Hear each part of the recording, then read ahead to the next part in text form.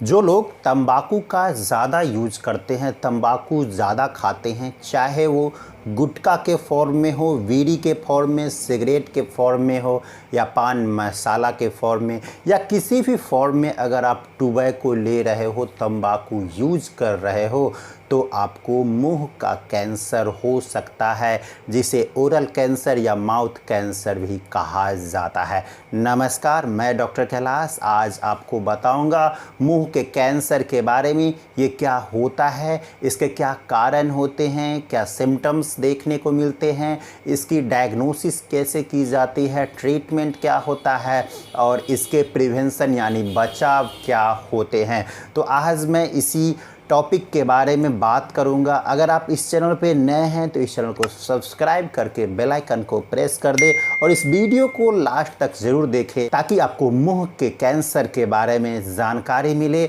अगर आप इससे सफ़र कर रहे हैं तो इस वीडियो से आप लाभान्वित हो सके। दोस्तों, मुंह का कैंसर क्या होता है? दोस्तों, मुंह का कैंसर अगर आपके मुंह के अंदर कहीं भी अगर गांठ बन रही है, यानी कि आपके जो सेल का अनकंट्रोल वे में बढ़ना और वो गांठ बन जाना, और वो गांठ अगर डायग्नोसिस किया जाए कि वो मैलिग्नेंट ट्यूमर हो गया है, तो इसे मुंह का कैंसर कहा जाता है। दोस्तों, मुंह का कैंसर आपके मुंह के किसी भी पार्ट में हो सकता है, जैसे अगर आपके जीभ पे भी हो सकता है, आपके टंग के एरिया में भी हो सकता है, आपके दोनों गालों के अंदर के जो म्यूकस होती है, अंदर की जो वाल होती है वहाँ पे हो सकता है, आपके जो लिप्स होते हैं, लिप्स के अंदर में ऊपर या नीचे वहाँ पर भी हो सकता है, आपके मसूड़ों पे हो सकता है, आपके गले में हो सकता है, आपके तालू में भी हो सकता है। इसी को मुंह का कैंसर कहा जाता है। दोस्तों, इसके क्या कारण होते हैं? तो अगर कारणों की अगर हम बात करें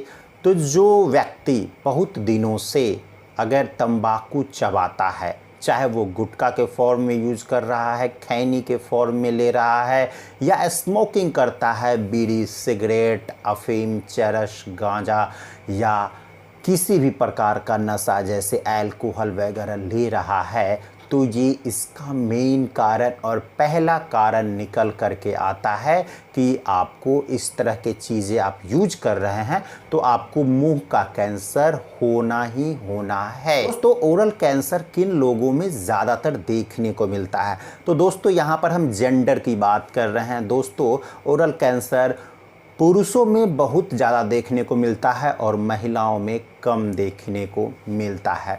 दोस्तों, अगर एज फैक्टर्स की अगर हम बात करें तो अगर आप बचपन से ही तंबाकू का यूज कर रहे हैं, तो अगर बहुत ज़्यादा दिनों से यूज कर रहे हैं, तो आपको कभी भी ओरल कैंसर हो सकता है। इसकी कोई लिमिटेशन नहीं है।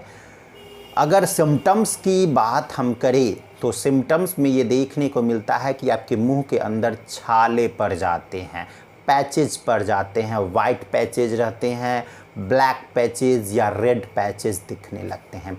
इसके अलावे आपके गालों के अंदर या चिक के अंदर, गाल के अंदर या तालू के नीचे या गम्स, मसूड़े या आपके गले में कहीं भी अनकंट्रोल वे में सेल का डेवलपमेंट होने लगता है, टिश्यू का डेवलपमेंट होता है और वहाँ पे ट्यूमर बन जाता है, गांठ बन जाता है, और उसमें से पस का फॉर्मेशन होने लगता है। पस का फॉर्मेशन होता है तो कहीं कभी उसमें ग्रीनिश डिस्चार्ज होता है, कभी वाइटिश डिस्चार्ज होता है, और कभी उसमें ब्लड का डिस्चार्ज होने लगता है।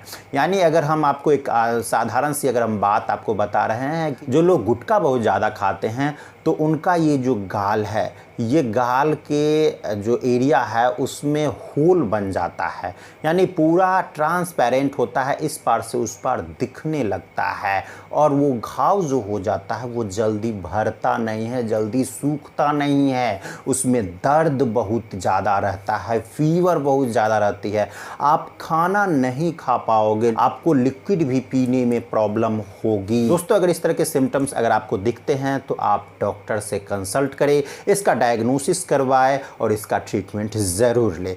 अब अगर हम बात करते हैं इसके डायग्नोसिस की, तो डायग्नोसिस कैसे की जाती है? सबसे पहले तो फिज़िकली चेकअप किया जाता है, रूटीन चेकअप किया जाता है। इसके अलावा डॉक्टर्स अगर देखते हैं कि आपके मुंह के अंदर में गांठ हो गया या घाव हो गया या छाले पड़ गए हैं जो कि बहुत दिनों से डेवलप हो रहा है, वो जल्दी ठीक नहीं हो रहा है, आपको दर्द जलन की शिकायतें महसूस हो रही है, उसमें से ब्लड का भी सिक्रेशन होता है, कभी पस का फॉर्मेशन होने लगता है, घाव बनने लगता है, आपके जो जबड़े हैं दोनों ज्वाइंट्स हो जाते हैं, लॉक हो जाते हैं और उसमें से ओवर ग्रोथ होने लगता है, गांठ का ओवर ग्रोथ होने लगता है। तो उस कंडीशंस में डॉक्टर उसका सीटी स्कैन या एमआरआई करवाते हैं, साथ ही साथ उसका बायोप्सी भी करवाते हैं। जब उस कंडीशंस में डायग्नोसिस किया जाता है और आपको कंफर्म हो जाता है कि ये मैलिग्नेंट ट्यूमर है और ये कैंसरस है, तो आपका ट्रीटमेंट स्टार्ट हो जाता है। दोस्तों, एलोपैथ में इसके ट्रीटमेंट में कीमोथेरेपी, रेडिएशन थेरेपी और सर्जरी, ये तीनों तरह से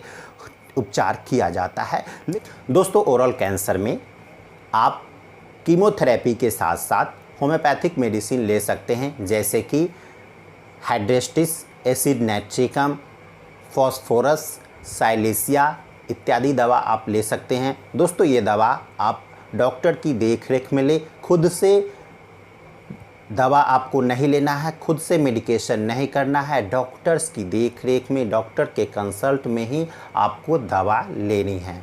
दोस्तों, अगर हम इसके बचाव की बात करें तो आपको जल्द से जल्द गुटखा या तंबाकू नहीं खाना है। किसी भी फॉर्म में आप तंबाकू ले रहे हैं वो आपको नहीं लेना है, आपको धूम्रपान नहीं करना है, स्मोकिंग नहीं करना है, अल्कोहल नहीं लेना है, ये आपको बंद कर देना है। इस तरह की आदतें आपको बंद कर देना है और आप ओरल कैंसर से बच सकते हैं। तो दोस्तों, ये थे आज के ओरल कैंसर के बारे में जानकारी। दोस्तों, अगर आपको वीडियो अच्छा लगा हो तो इस वीडियो को लाइक ज़रूर कीजिएगा, चैनल पर नए हैं तो सब्सक्राइब कर लीजिएगा, बगल में शेयर का बटन है उसे प्रेस कर दीजिएगा, ताकि जिन लोगों को ओरल कैंसर की समस्या है वो इस वीडियो को देखकर अपने आप को लाभान्वित कर सकते हैं और अपने आप को स्वस्थ कर सकते हैं। तो दोस्तों, आज के लिए इतना ही। मिलता हूँ फिर नई वीडियो में कुछ नई जानकारियों के साथ। तब तक के लिए आपसे विदा लेता हूँ।